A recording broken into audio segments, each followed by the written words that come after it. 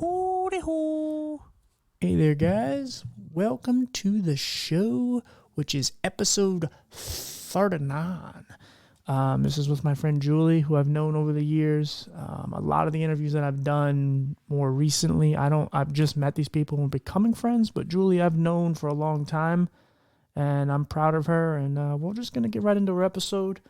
And yeah, guys, thanks for all your support. Podcast is the numbers are going up, and it's just, it's awesome. So thank you guys, and yeah, welcome my friend Julie. Okay. All right, guys, we're back with another episode. This will actually be take 2. We tried to do this episode yesterday, but her little kid, your son, did not want to let us record. But it's okay. Good thing is we can just start all over again.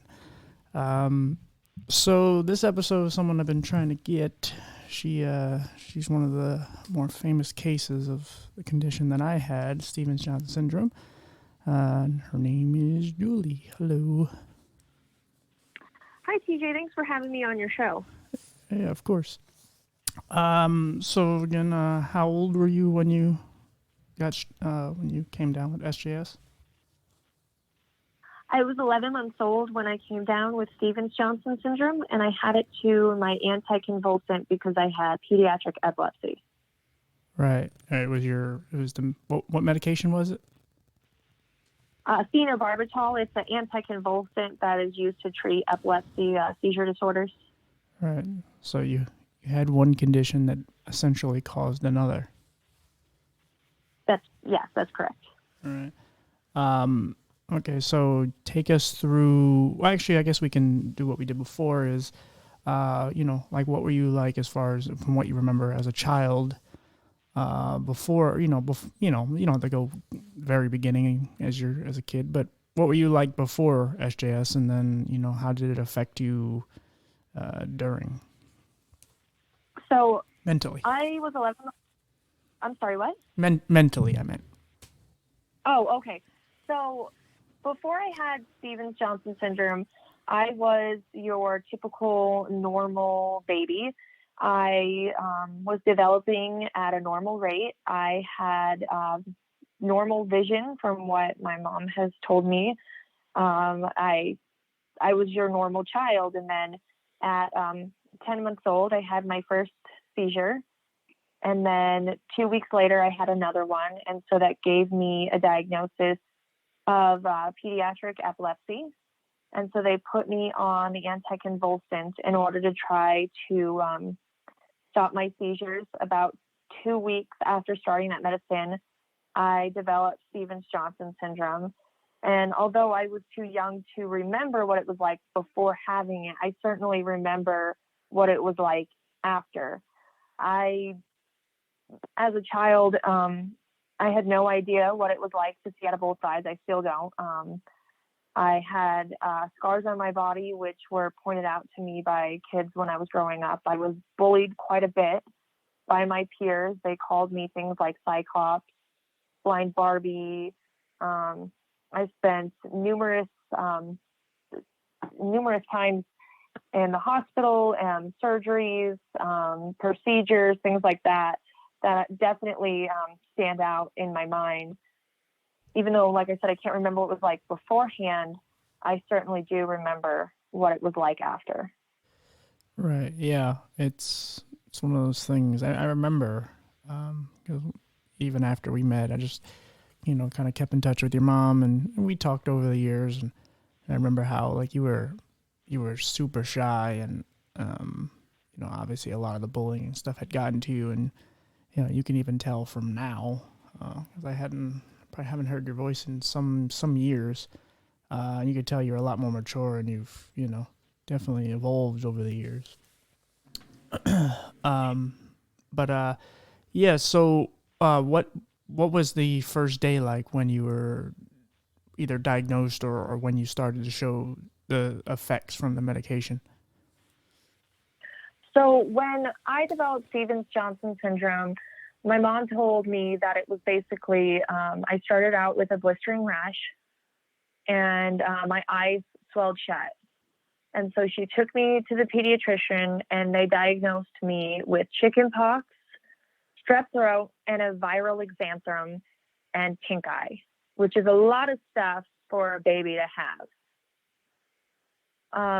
Shortly after going to the pediatrician, my mom had taken me home. She's trying to give me a bottle, and I was unable to drink it. So I ended up in the hospital, where they obviously already knew that my pediatrician had diagnosed me with this slew of medical diagnoses that were incorrect, and immediately started an IV and put, of course, the offending drug, phenobarbital, to treat my epilepsy into the IV.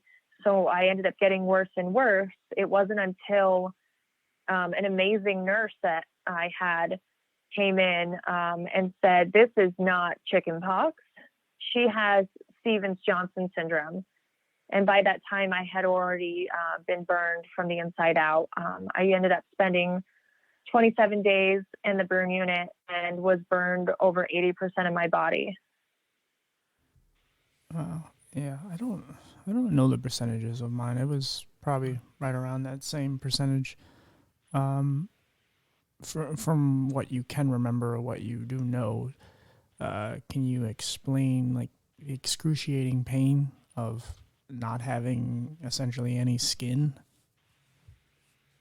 So unfortunately, I can't remember that, or maybe that's not unfortunate. Maybe that's a really good thing that I can't. Right. Because my mom said that they would put me into a mixing bowl, a little like a silver mixing bowl, because it was really tiny, and they would put a cap of bleach and water, and they would debride my blisters. And the only thing that they would give me to treat it was Tylenol. And she said I would scream in agony as they debrided me. And then they would take bandages that have been soaked in bacitracin, and they would wrap me in them. And they would do this every couple of days to try to prevent infection and to try to promote healing of my skin. Right.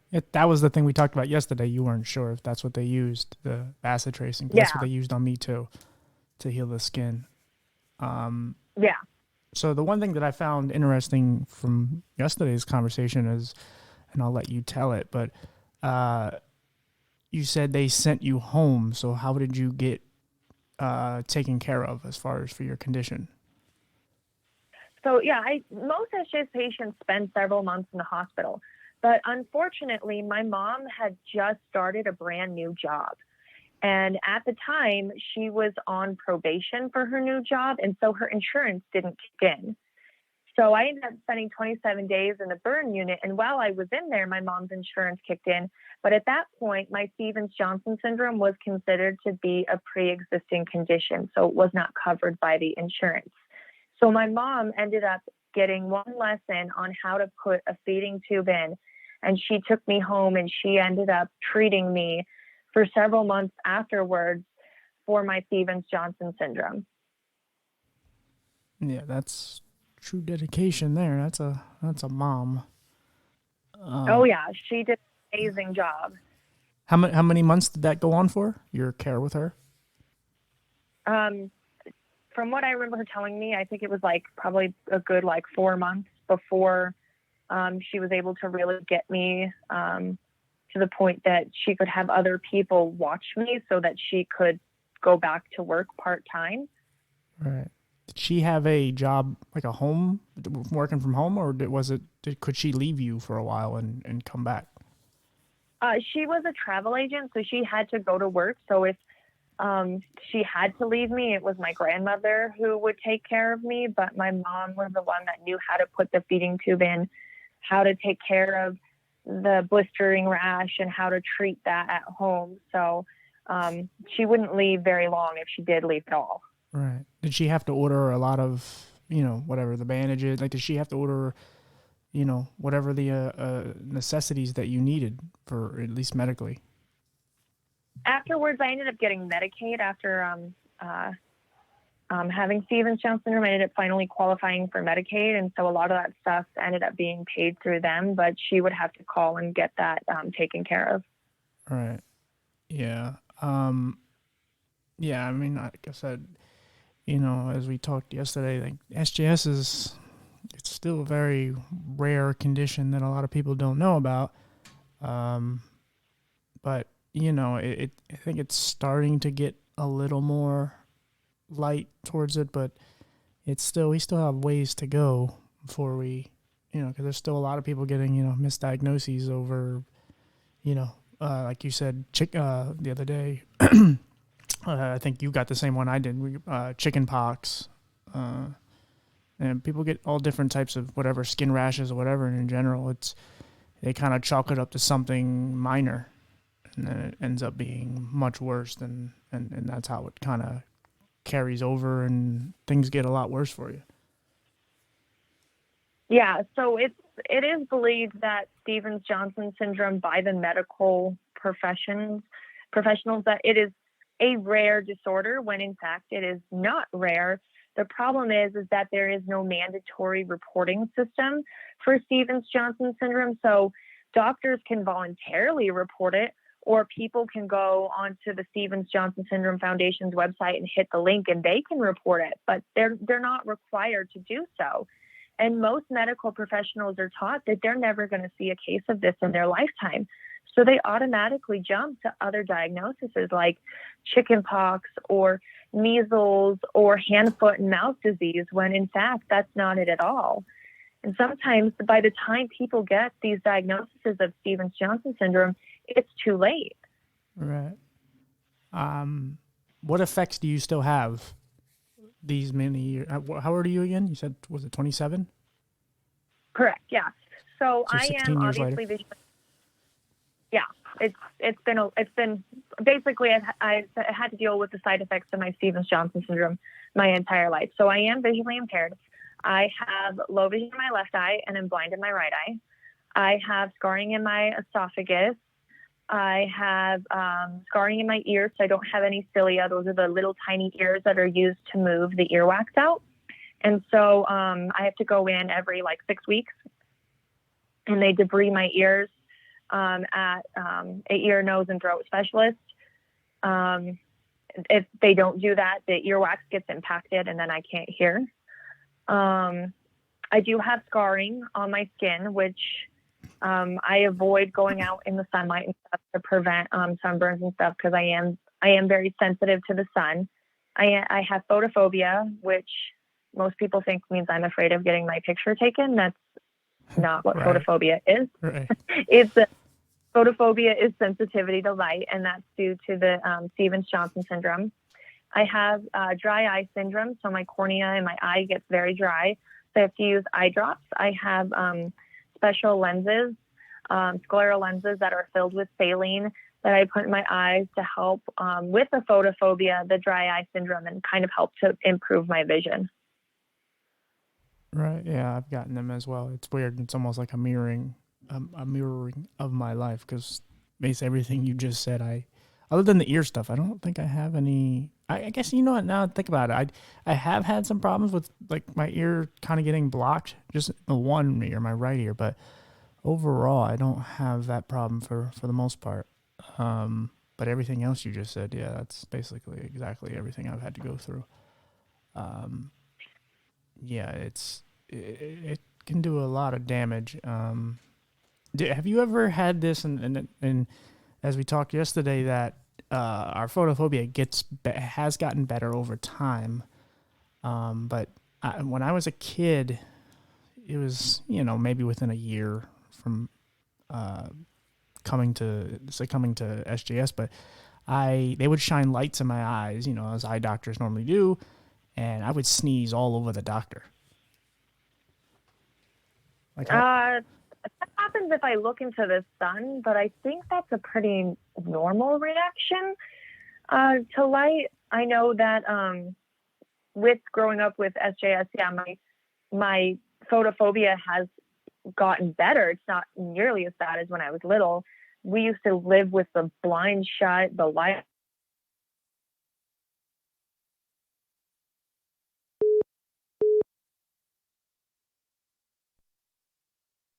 Did I lose you? Yeah, sorry about that. I think it was my phone. You can start it back up. You're good. You're I good. don't know Go where ahead. we left off. Where We were talking about photophobia and how I sneezed on the doctor.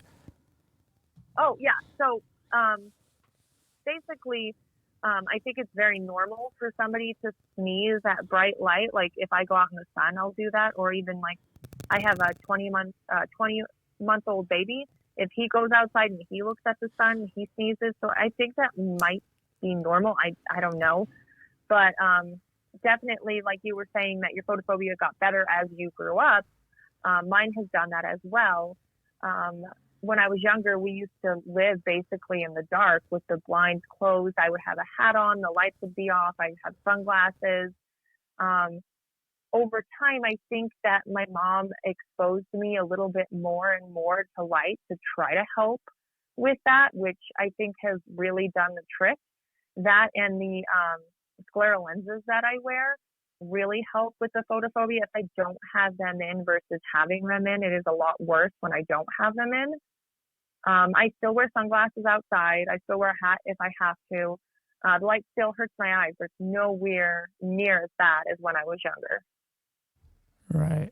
Can you tell me how you? And again, I know because I've seen your pictures, and I used to do the same thing. How did you wear your hat to protect you from the light? So I would wear my hat basically pushed down further on my head so that the light wouldn't be able to, reach my eyes. Or if I needed to, if I was in school and lights were really bright, you know how they've got like those like fluorescent lights, Right. I would take my hat and I would wear it over my blind eye because that eye is more sensitive to light than Same my here. good eye is. Yeah. Did you ever used to walk into things? Yeah, I used to. If I wasn't, you know, able to see well at the time, and my vision when I was younger tended to fluctuate a lot. So one Mhm. minute I could see well, the next minute I could be like legally blind in my good eye. So I would run into things. Sometimes I still have a tendency of doing that, not nearly as often, but that's I'm a matter of lack of depth perception. no, yeah, I meant as far as with the hat thing because I used to walk into like poles and stuff because I'd pull the hat down, just as you said. Oh yeah, Yeah, oh yeah. because it would basically block the good vision because I would do the same thing. It would cover my left eye, which was my bad eye, and then it would be so far down to the left, it'd be covering my left eye, but the brim would be in my peripheral of my right eye, which is my good eye, and I would just walk into stuff.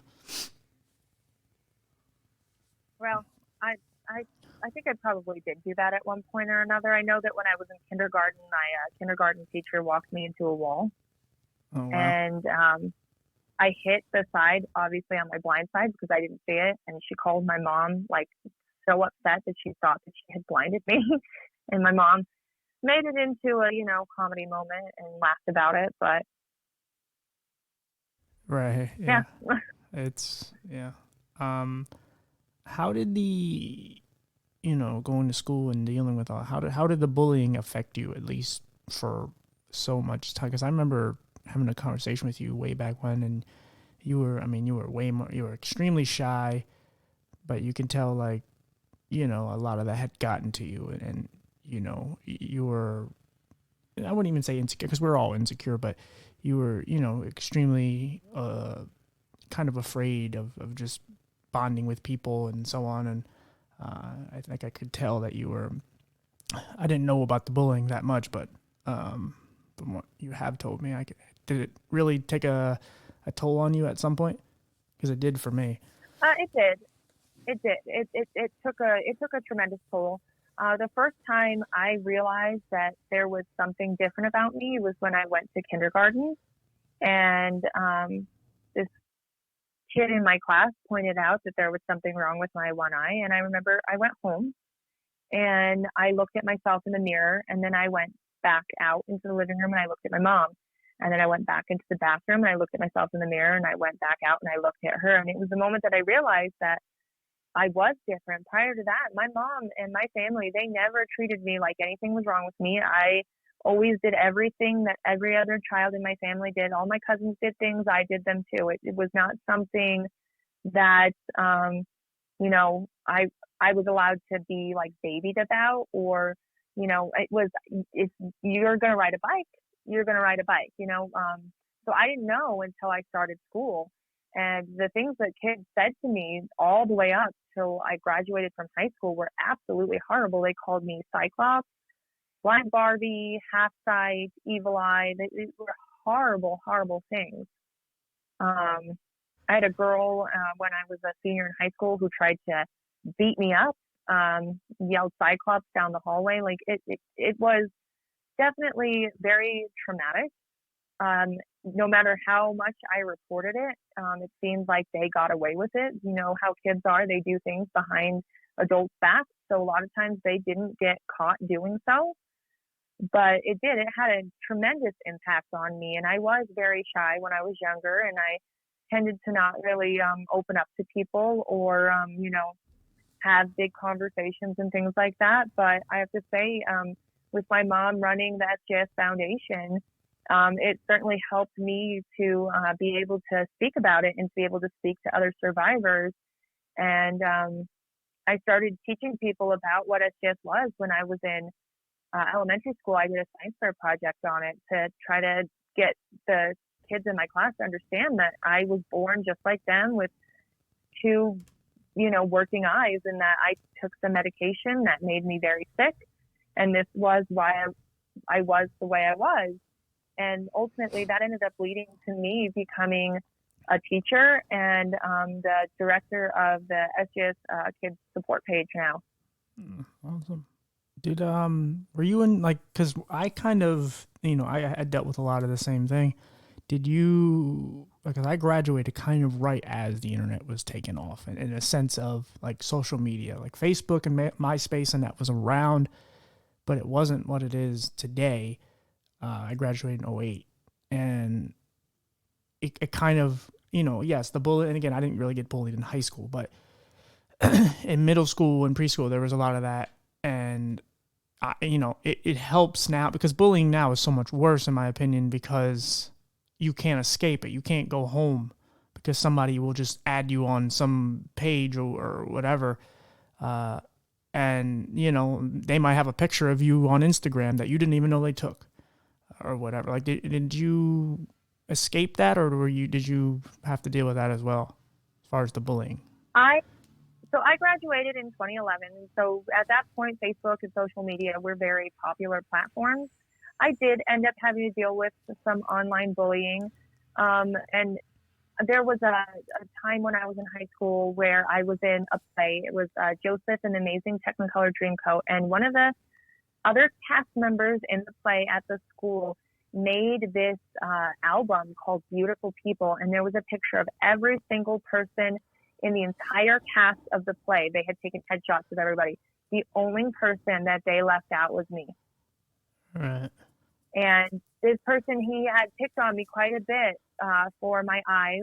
And it did. It hurt. It hurt really bad. But as I, grew up and, got away from high school, I realized that that has nothing to do with me and what I think of myself. That has to do with them and their insecurities.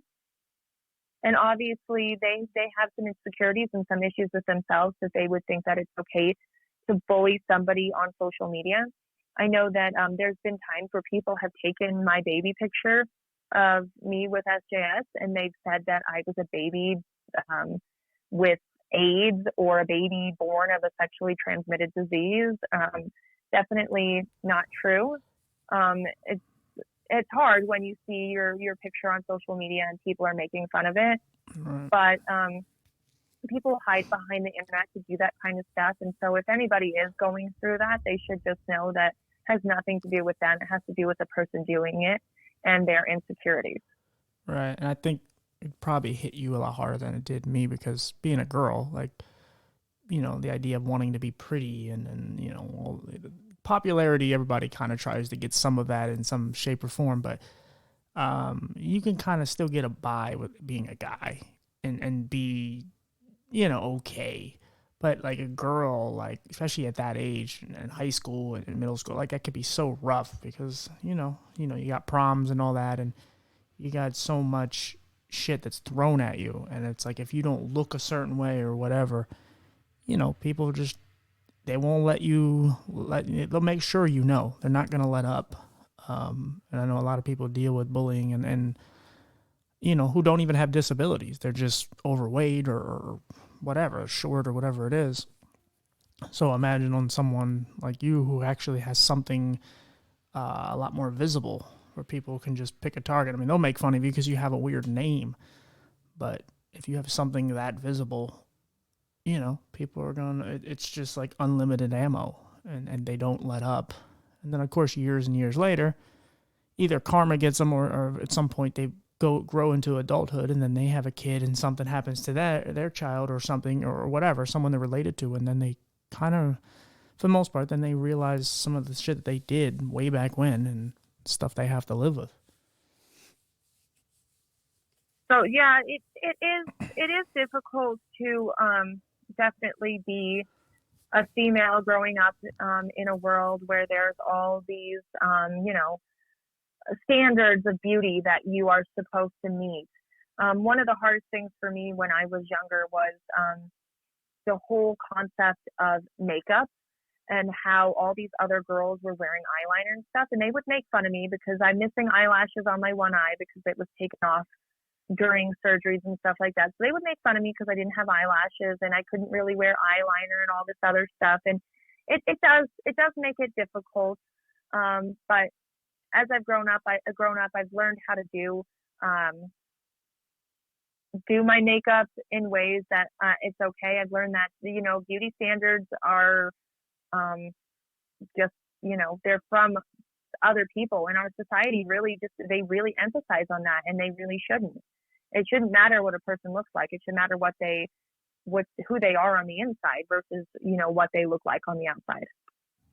Yeah, especially when something you can't help. Something that, and I remember I would see pictures of you and I'm like, wow, she's a pretty girl. Like, it's not even like, again, maybe it's just because I'm seeing from, whatever, my eyes or whatever. I don't mean like visually, but just in general, I have a more open mind. Um, I've adapted this stupid slogan that, the people who see the least see the most. And a lot of times it's not about what you can and can't see. Because there's times people will say like, "Oh, did you see that picture of me or whatever?" And it's like, "Yeah." It's like, "Oh, I look like crap because I had this pimple or I had," and I'm like, "Oh, I couldn't see it, so who gives a shit?" Like, and I'm like, "Who cares? Like, why do you care so much?" Like, sometimes not having great vision is also a good thing. It's weird to say, but because you pick up on a lot more and you realize things and people out here are just doing doing cruel things and saying cruel things and of course, a lot of it comes from insecurities and, whatever God knows that's happening to them at home or wherever. So it I don't know. It's toughened me up over the years. And I also grew up in Philly, which was a rough city, but, um, I obviously don't take that from anyone anymore, but, it's stuff you'll never forget because it's stuff that kind of will probably always sit in the back of your mind where it's like there's days where I don't feel the most attractive and sometimes it just kind of sits there and it's just this stupid inner voice that's just going, yeah, remember your eyes are messed up. And it's like, really? Like, um, like how has your mental health like developed over the years? Has it gotten better or gotten worse? I think it's gotten better. When I was younger, I was very hard on myself because of how people made fun of me. I don't know if you've ever seen the movie Wonder. Uh, It's about a boy with a disability. He's got like a genetic defect, and his face looks different from his peers. And it tells a story about how when he goes to school and how his peers treat him. When I watched that movie, it was literally like watching my childhood. Um, Definitely, it affected me quite a bit. The kids making fun of me and stuff like that. I was very depressed when I was younger. Um, I've learned basically not to really care what people think of me. Like that's their problem, not mine. I think being a teacher really does help with that because I've been able to advocate for kids that have been bullied or that are being bullied, and I make sure to stand up for those kids, and I try to put a stop to that to the best of my ability. right. Yeah, I'm gonna have to watch that movie too. Um, Yeah, that's part of the reason why I do this. Like, I think I got like 7 episodes in. I told a lot of my SJS stuff and my schooling and a lot of the abuse and stuff that I went through. And then of course I started finding other people with disabilities and so on. But there was a part where I just, I realized that the mental health stuff meant so much more to me in some ways, because it's always like, if you went through a lot of the early episodes, like the kind of overall theme was like mental health. And it's like, okay, so at some point I felt like I had to address it and talked about, some of my darkest days. And I still kind of come back to it. And, I always like to ask people, like you, who have been through a lot of shit, and ask them, where their minds were and how they felt, because, a lot of people don't like to admit their worst days, but the only way you can, come out of that is, obviously one, hearing other people's stories, but is dealing with those inner demons and actually coming on the other side of it, because there's a lot of people that don't make it through high school because of, they're just done. Like they can't take the abuse anymore. And it doesn't have to necessarily be the kids. It could be stuff at home too. But, but the more people that speak out about it, the better, because the only time people really want to talk about mental health is like when someone shoots up a school, or, somebody does something so outlandish that it's like, oh, okay, clearly they're mental. But we all deal with it. Everyone, not just people with disabilities, we all deal with some form of it. And talking to someone like you clearly dealt with depression, and I'm sure some anxiety and all that. And it's like, how couldn't you? You look at everything you've been through. I agree. I think that the best way to deal with anxiety or depression or difficult times, the best thing you can do is talk about that, because if you keep it bottled up inside, then eventually you are going to, reach your breaking point. And I think that's one of the things as, a young adult I had to learn, was that it's okay to talk about it. It's acceptable to say, hey, this is what I went through. And the more you talk about it, the better off you're going to be, because you're getting that weight off of your chest and you're letting it go. Of course, you're always going to deal with, memories and stuff like that. But at least then you're allowed to talk about it. And when you talk about it with other people, that you're not alone. And I think that's probably one of the things as a society that we need to do better, is to, be accepting of the fact that we're all human. We all go through things, and it is totally okay to talk about it. And if somebody is struggling with depression or anxiety or whatever, it is okay to, go to the doctor and speak about it, and to get help for that. And it shouldn't be, seen as like a bad thing that somebody is depressed. It should be seen as, okay, they're admitting it and they need help. That's a good thing that they're getting help for that. Right. Of course. Yeah. It's just like I said, there's a lot of people out there that are just suffering mentally, and, it's always good to hear other voices that are going through it. A lot of the people who have reached out to me over the 8 months I've been doing this, or whatever it's been, 7.5, a lot of people reach out to me about a lot of the mental health stuff, because it's, there's so many people that are in there, they're hanging on by a thread, and they're trying to find a way out of their darkness. And, it's good to hear familiar voices, people that have battled it. And, I'm sure you're never going to be out of the woods officially, and neither will I. But, we're in better places, and we're less likely to end up on the wrong side of where our mind tries to take us. So you said something back, some of the things I wanted to talk about. So you were talking about your lashes, and this is something I've discussed. Tell me what your lashes do, and then what you did to get rid of them. So my eyelashes on my left eye, which is my good eye, have been removed, on the top and the bottom. And then on my right eye, which is my bad eye, the eye I don't see out of, I have lashes on the top. They're in like horrible like clusters, and on the bottom I don't have any. And so my eyelashes were actually removed with cryosurgery and a couple of other different procedures. The reason why doctors remove eyelashes from Stevens-Johnson syndrome patients is because the eyelid starts to turn in on SJS patients. Why it does this, I'm not exactly sure, but it does. It turns in. And with this, the eyelashes grow inward and they become like, you know how like a cat's whiskers are? They're like rough Right. and like pointy and Right. pokey. That's how the eyelashes on an SJS patient grow. So then they start to curve in, and those lashes actually start to scratch and damage the cornea. And so a lot of doctors prefer to remove those. And so mine have been removed in order to try to protect and save the vision that I have in my left eye. And that was done over numerous operations and surgeries and stuff to try to get those to go away. I still do have to go into the doctor every once in a while, and they'll go and they'll pull some of those eyelashes that tend to grow back. I don't have many, but every once in a while I will get one, and I can feel it right away when I get one, and they will pull it.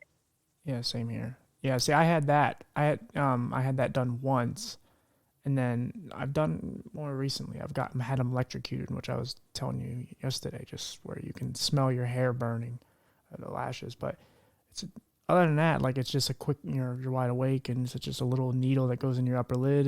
They kind of roll it around a little, it numbs it up, and they just uh, shine this light in your eyes, and you got to try to force your lid shut. And at some point, the lid will swell up, but it's still bearable. It's better than the cryo, and it sounds better than the cryo. Yeah, it is.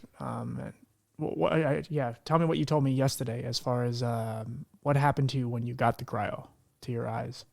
So the last cryo procedure I remember, I was in elementary school, and I think it was like 8 or 9 maybe at the time. And I remember them taking me back for the surgery and being absolutely terrified, which part of that is PTSD from having so many surgeries. And afterwards, when I got out, my eyes were so swollen, I couldn't even open them.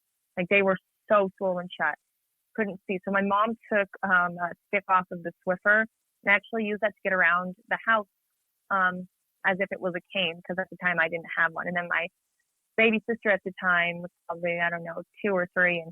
And she pretended to be my guide dog and tried to help me get around the house because my eyes were so swollen from it.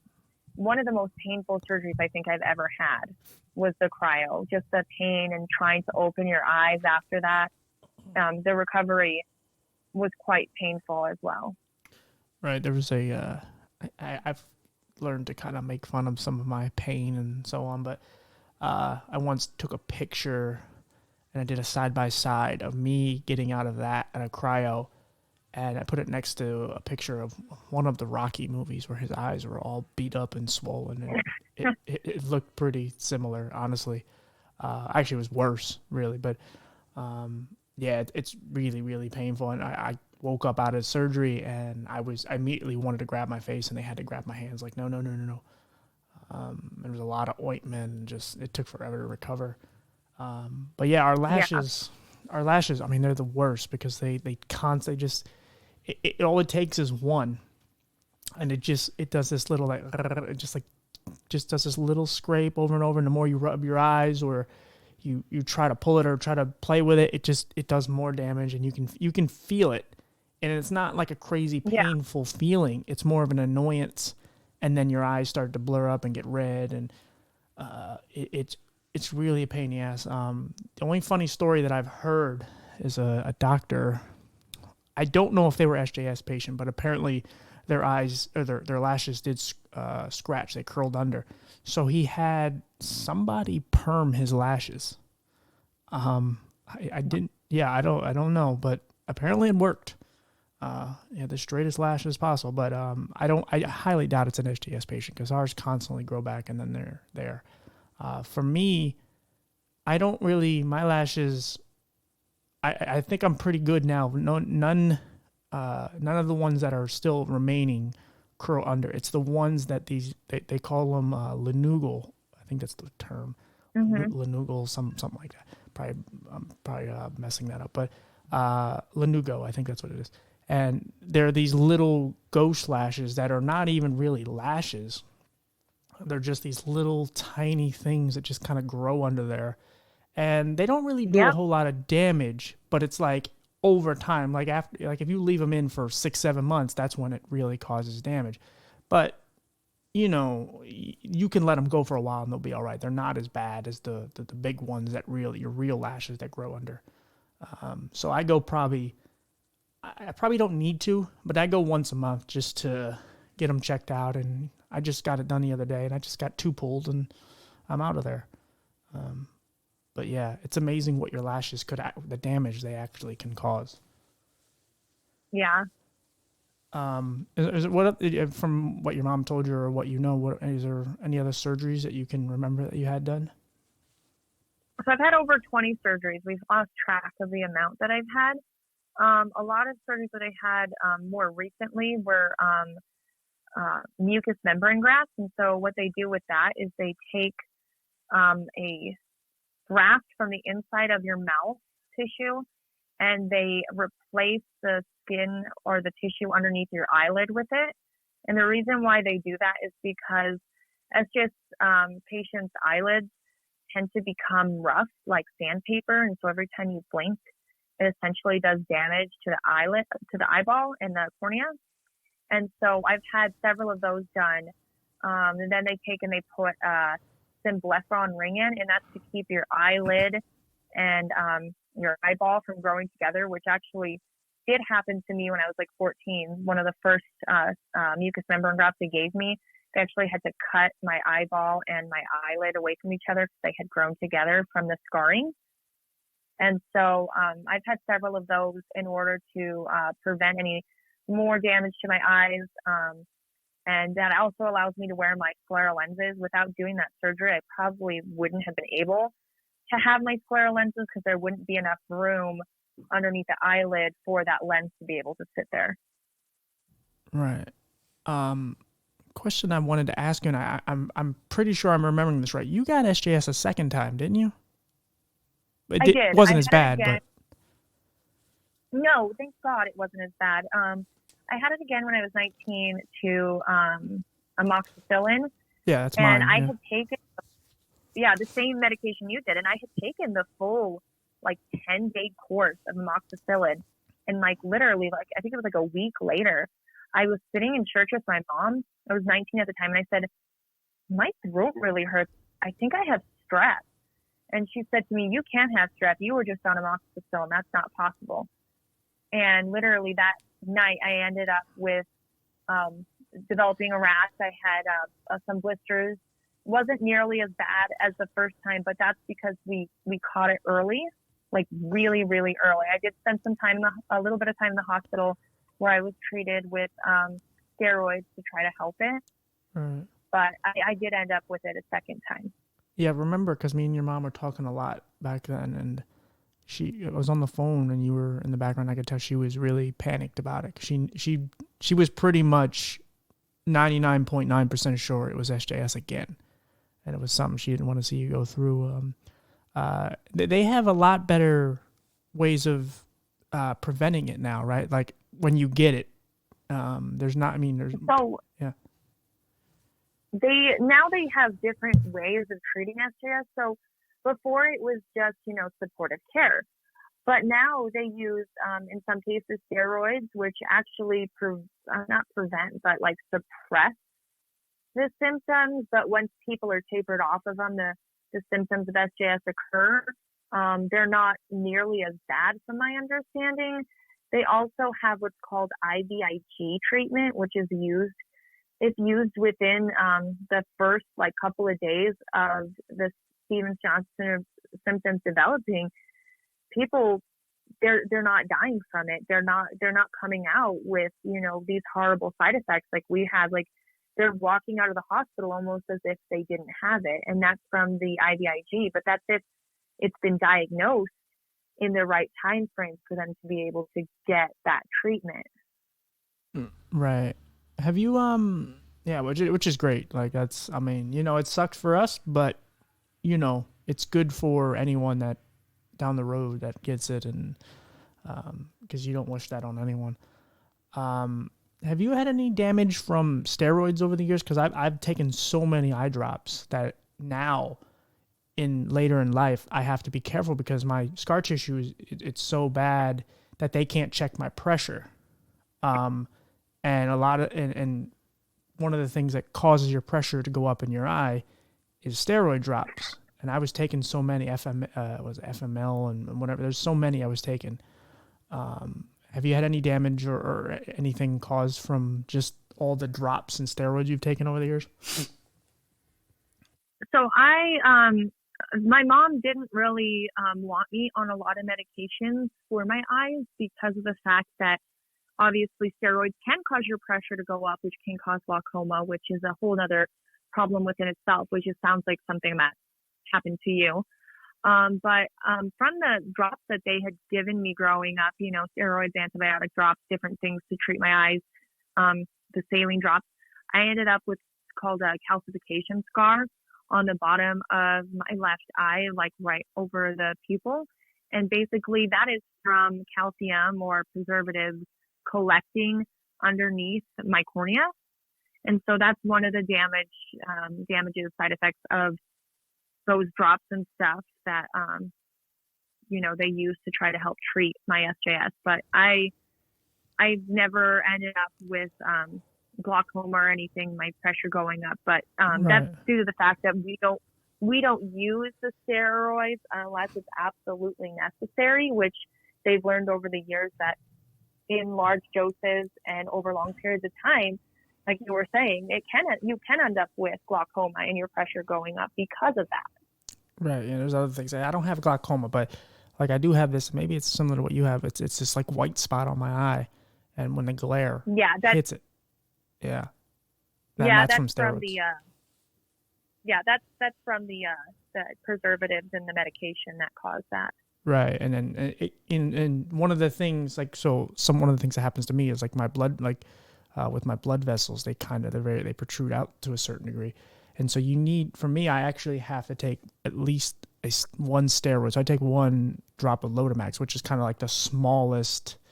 It's one of the lower dosages as far as steroids. It's one of the least of. I mean, it's effective, but it's not some of the top of the ones that can really do a lot of damage. So I only take one drop, and it actually does help. But I used to be on so many that I got off them. I guess enough time and luck passed that I just it didn't do what it could have done. What was I going to ask you? Yeah, I mean, and again, it's just it's amazing a lot of the things that we, I mean, SJS is just it's cost for medication and and all the things that have all the intake and everything I've taken over the years. Like some of it has effects, and you don't really think about it until you get older, and then it's like so much has been done, and the doctor's like, well, that and that happened, and this and there's some other things that's happened to me over the years, and it's just like, well, that's from when you were in the hospital, and this and this and this happened to you, and it's like, oh Jesus, like what else is gonna happen to me from this?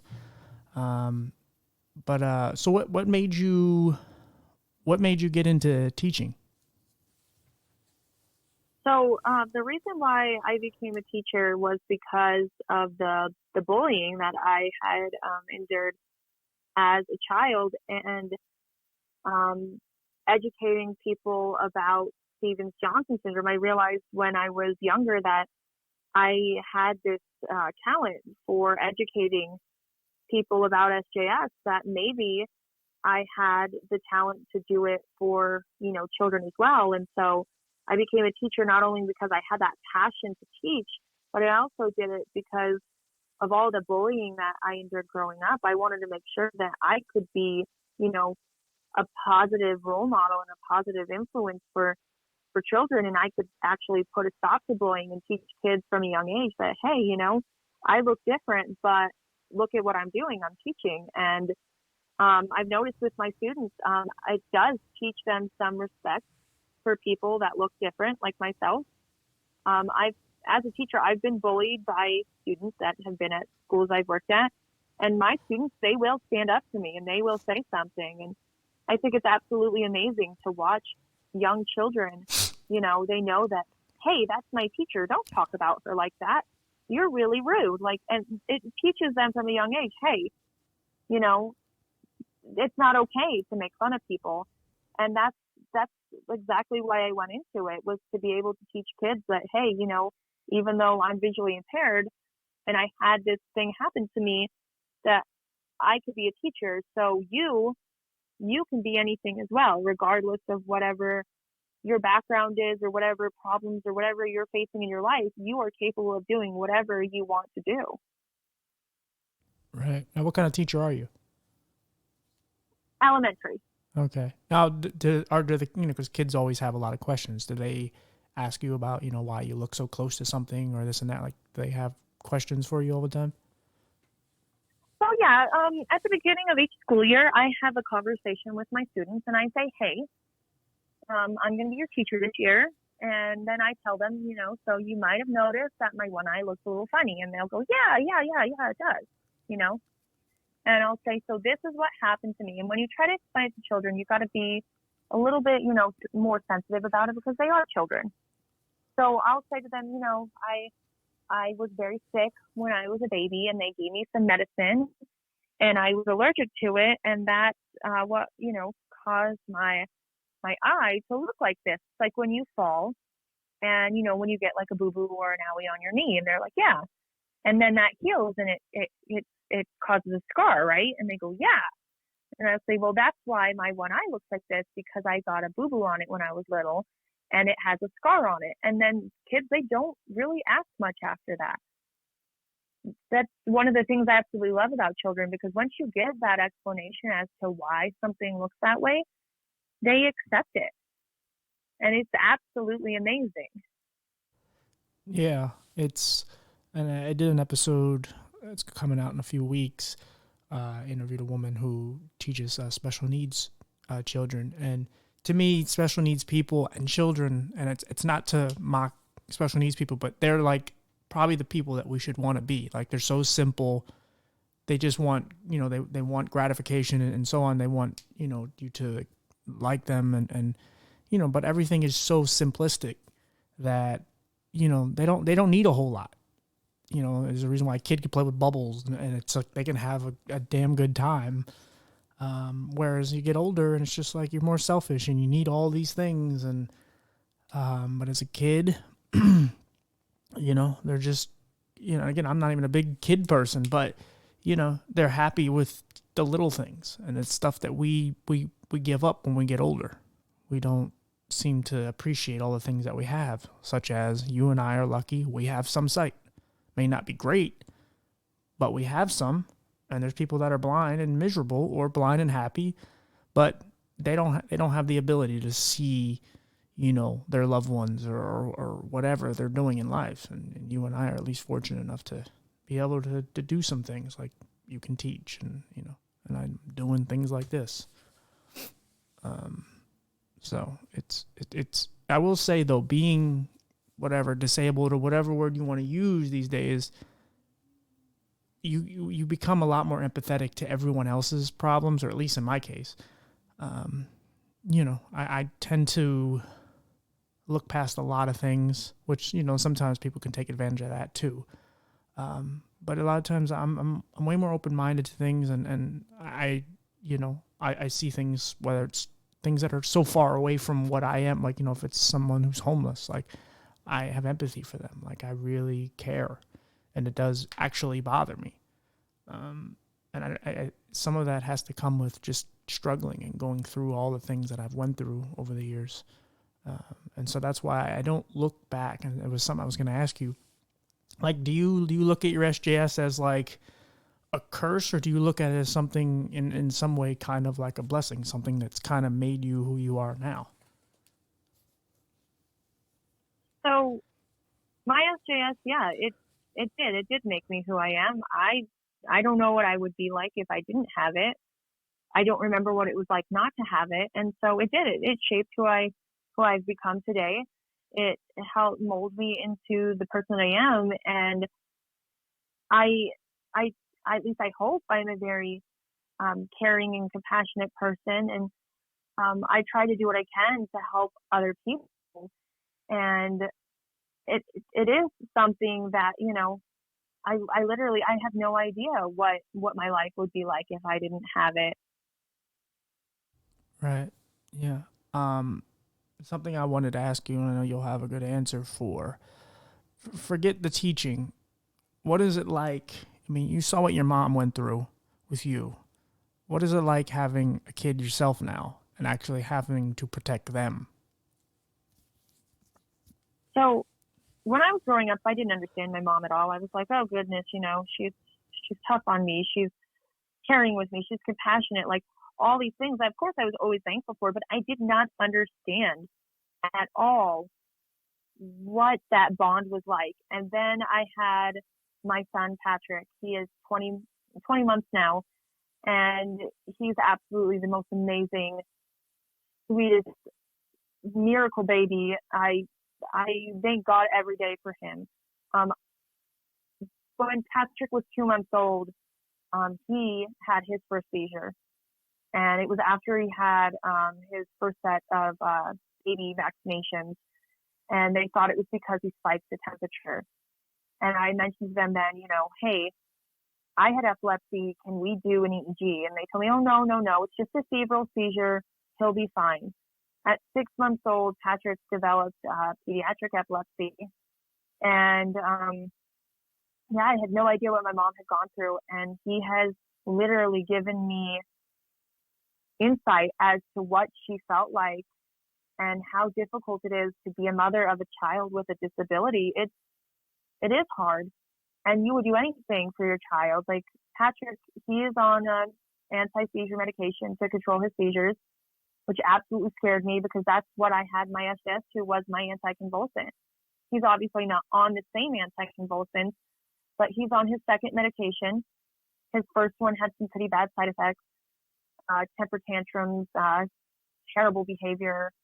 Was like a zombie on it. And then they moved into this new anticonvulsant that he's been on. And I literally ended up putting him on the same diet that I was on, the ketogenic diet for epilepsy. And that's been the key to controlling my son's seizures. But literally, like I had no idea what my mom had gone through. And I look at now as a mother with new eyes and appreciation, like my mother would have done anything for me, just like I would do anything for my little boy. And it is absolutely amazing to watch this child that, you brought into the world grow and develop. And when you watch your child go through something like seizures or any medical condition, it's heartbreaking. You sit there and you feel so helpless. And so I am very thankful to my mom for everything that she did for me. She's absolutely an amazing person, and she would do anything for anybody. Right. Yeah. I've had the pleasure, I met your mom, of course, but talking to her enough, and she developed a bond with my mom. So yeah, I can say firsthand, she's definitely a great woman. But I feel the same thing with my mother. Like, I wouldn't have made it through what I did without her and my grandma to some degree as well. Did you? And there's only thing I can ask as a parent because I don't have any kids. But did you have any guilt, feeling like you passed that down to him, the epilepsy? I suffer with that every day. I cry about it all the time. I feel like I am responsible for it. We're going through genetic testing right now to see whether or not he got his epilepsy from me or not. The doctor's pretty sure that he did since I had it too. And I do. I feel pretty crummy about it, but I have to look at it, genetics are genetics, and there's nothing that I could do about it. When I was pregnant with him, I was told by my doctor it wasn't possible for me to have given him epilepsy. I also was told before having him it was not possible with my SGS for me to have children. So he's literally like a miracle baby in so many ways. Right. And you should look at it like he was born in the right family. Like he was born with a mom. And again, I don't know the father much, but he was born with a mother who battled epilepsy and had a disability, and someone who's going to be nurturing and care, because there's parents that would look at that and just go like, oof, like this is a damaged baby. I know it's sad to say, but there's a lot of people look at it like that.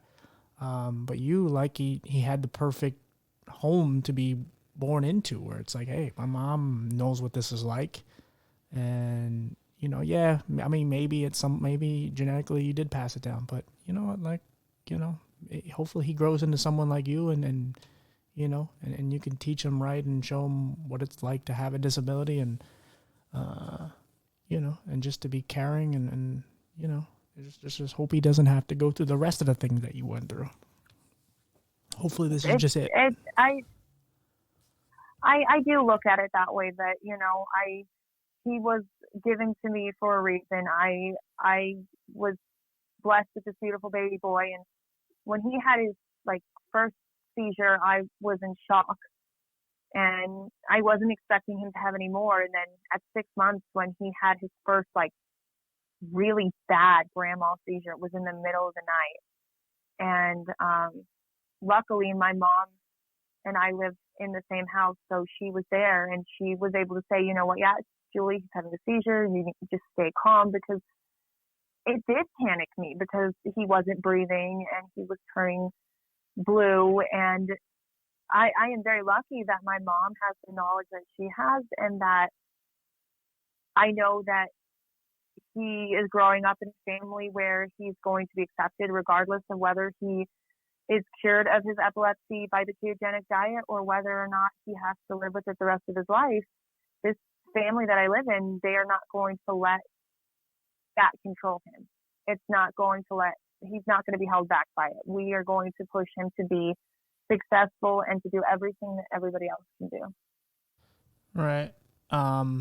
Just kind of finishing up here. So this is something I can say to you now, in hindsight. Like I said, I'm very proud of you, like what you grew up into, because I remember, like I said, I remember you as a kid, and it was like, you were the shyest thing. Again, I wasn't much better. I was a little older, but I mean, Well, like, thank you. yeah, of course, and because it's like, in the years I've talked to you, like, you weren't this. I definitely think, obviously, getting married and having a kid, and obviously going to school, and all the things that have kind of worked out for you. I don't know if I would have predicted that for you years and years ago. Not that I ever wanted anything bad for you, but I don't even know the right words to explain it, because I mean, it was all valid. These things that happened, the reason why you were the way you were is because life just kicked you around, and you didn't have it. You didn't have a fair start or middle, but it's like what you've made of it, and you can tell, like, you're so much, I don't even want to just say mature, but obviously you're so more intelligent, and you can tell you actually developed into a woman, all these years later. So like I said, it's very awesome to see what you turned into. Well, thank you. I do appreciate that. And I do, everything that I've become and everything that I am today is thanks to my mother, because like I said before, she did not let the SJS or my epilepsy or anything that was going to hold me back. She literally, everything that I wanted to do, she pushed me to do. She encouraged me. I wanted to go to college. She said, okay, let's fill out the application. You're going to go to college. And I am very lucky in that manner, that I had a mother that was able to push me to be a successful adult and member of society. And so who I am today, I am thankful. And it is all because of her and what she did in order to make sure that I could be this person. Everything that she sacrificed, everything that she did molded me into the person that I am today. Right. That's awesome. So when I do put this episode out, I'll get your website, for SJS information for anyone who wants to use it. So I'll get all that, put it in the description and all that. So I'll get that from you or your mom at some point. But I was going to give that to you now if you would like. well, I actually I'll need the link. So I mean, you could say it, but before you say it, can you just give any, just for anyone out there that's either worried or thinking they may have it or whatever, like, do you have any just basic information or just things to just kind of, maybe put somebody's thoughts to rest, or just any basic information about SJS that you think could help someone out there? So, yeah, Stevens-Johnson syndrome is an adverse reaction to medication. It can be caused by any medication. It is also believed that it could possibly be from certain viruses. We don't have much information on that. If you are experiencing a rash from medication, that could be hives, blistering rash, swelling in your eyes, any blistering in your mucous membrane areas, then you should contact your primary care physician or go to a hospital. There is a fact sheet on the website, the Stevens Johnson website, that's sjsupport.org. And there's also a fact sheet for kids, which is sjskidsupport.org. And there's information on there for people that have suffered from it, as well as the side effects and other information there as well. We also have information on the sjsupport.org website about the COVID-19 vaccination. We've been getting a lot of calls at the Stevens Johnson Syndrome Foundation about that. As of right now, we know that it is safe for SJS patients to receive the COVID-19 vaccination. There have been no known cases reported to the COVID-19 vaccination of Stevens Johnson syndrome. I got mine last week, my first dose, and I'm doing just fine. Like I said, if they want that information, it's sjsupport.org. All right. Sounds good. Thank you for doing this. Appreciate it. Thank you for having me on your show, TJ. I greatly appreciate it. Yeah, of course. Maybe at some point, I told your mom I might interview her someday. She has a good story to tell. But yeah, again, thank you for doing this, and I will let you know. I mean, we'll keep in touch now more often, but I will let you know when it comes out. Sounds good to me. Thank you very much. All right. Take care. You too. Thank you. All right, bye. Hey there, guys. It's just me again. There's this little stupid hiss, and it's from this new cable, but I should have just bought the really expensive one and called it a day, so we'll get that. Anyway, yeah, that was good. I really enjoyed that. I've known Julie over the years, and you know, as I said, she's turned into something that I didn't know what Julie would be over the years, and like I said, for the good or for the bad, I just didn't know what she would turn into, and it's great to see where she's at now, just being a good mom, and you know, she's basically taking the role of what her mom gave to her. So yeah, that's great, and it's very surreal to see a person or to hear the story, and it's like telling my story in a female's version of it. It's kind of trippy, because like 95% of that I could say that happened to me too. So yeah, guys, hope you enjoyed, and like, comment, subscribe, and you know what else to do. Was there anything else to do? Yeah, just go to the next episode. Keep listening. Yeah, so I'll see you guys on the next one, and good, love who you love, and you know, make sure people know you care about them out there. Keep checking up on them, and you know, put some positive energy out into the world. I think that's one of the good things that I feel that I'm doing here with this, is just trying to, even for all the darkness and for all the things that I say and whatever, and all the stories we tell, and all the you know, all the shit that comes from what we say, some of it is really dark and horrific, but you know, it comes from a certain place. But overall, we're all, the people that I've interviewed, we're all still here. We're all fighting, and we're trying to make a difference. So I can actually say I'm proud of myself for doing this. And yeah, and same sentiment Julie said, you know, I love my mom, appreciate everything she did for me as a kid. I wouldn't have done it, you know, wouldn't have been able to live without her. So thank you, Mama. And yeah, guys, so yeah, hug your mamas. And, you know, maybe your dad is, and you know, let's not be sexist here. Love your daddy if he's around. Yeah, I guess that was sexist that I just said that too, huh? It's like, oh, how many guys aren't around for their children? There's plenty of good dads out there, so appreciate them. Yeah, and I'll see you guys on the next one.